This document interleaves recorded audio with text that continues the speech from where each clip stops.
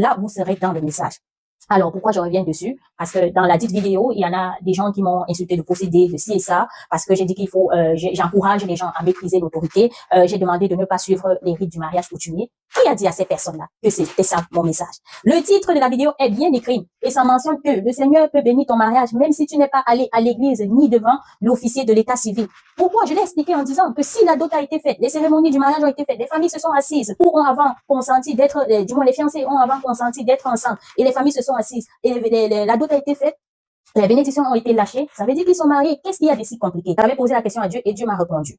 Que regarde dans l'ancien temps, le mariage de Sarah, de Rebecca et Isaac, ils n'avaient pas besoin d'acte de mariage. Les deux familles qui s'étaient assises et plusieurs autres mariages dans la Bible, ils ont fait des cérémonies, ils ont offert des cadeaux et ça s'est passé. Je crois que c'est dans Genèse, mais je n'ai pas vraiment noté la référence. Maintenant, quand j'ai demandé à Dieu qu'en est-il d'aujourd'hui, il m'a dit que c'est l'institution, l'état civil, ça a été instauré par l'homme pour se protéger. Mais quand je dis par l'homme, c'est que l'autorité vient de Dieu et Dieu a vu que notre cœur n'était pas bon.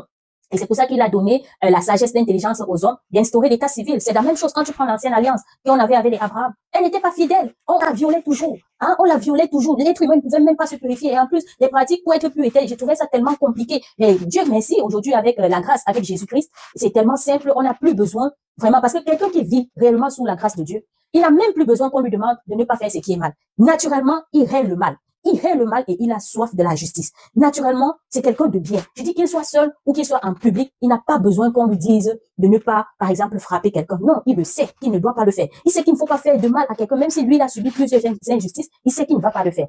Donc, quand j'ai demandé à Dieu, il m'a dit, aujourd'hui, le mariage civil a été instauré pour se protéger. Et Dieu n'est pas contre ça. Dieu n'est pas non plus contre le mariage religieux. Mais seulement, il faut savoir que si vous vous êtes entendu au départ, j'ai bien dit qu'il ne s'agit pas de la fornication, il ne s'agit pas du concubinage, il ne s'agit pas des amoureux. Il s'agit de deux personnes sincères qui vivent encore dans la sanctification et qui ont résolu ensemble de se marier. Alors, quand elles sont d'accord, la procédure à faire, c'est quoi? C'est de faire des présentations aux différentes familles. Ainsi, quand les différentes familles entendent que oui, maintenant, elles vont lancer les pratiques pour le mariage, pour célébrer le mariage coutumier, c'est-à-dire il y aura des assises, il y aura la dot et la célébration, les bénédictions seront lâchées. La preuve, c'est que chez nous, par exemple, quand une femme est déjà dotée, même si on revient redotée par la suite, ça suppose qu'elle est déjà divorcée. Donc, on ne dote pas une femme deux fois. Donc, ça veut dire que tu es divorcée. Ça, c'est devant Dieu et devant les hommes. Tu as accepté d'épouser quelqu'un et tu as accepté d'être son époux ou son épouse. Ça dit que vous êtes mariés. Et j'ai précisé en disant attention à ce genre de mariage. Ici, il est question de connaître la vérité. Sauf que pour se protéger devant l'officier d'état civil. Pourquoi? Parce que s'il y a une pension qui entre en jeu, s'il y a des enfants, s'il y a de la succession à gérer, s'il y a les biens, mais vous allez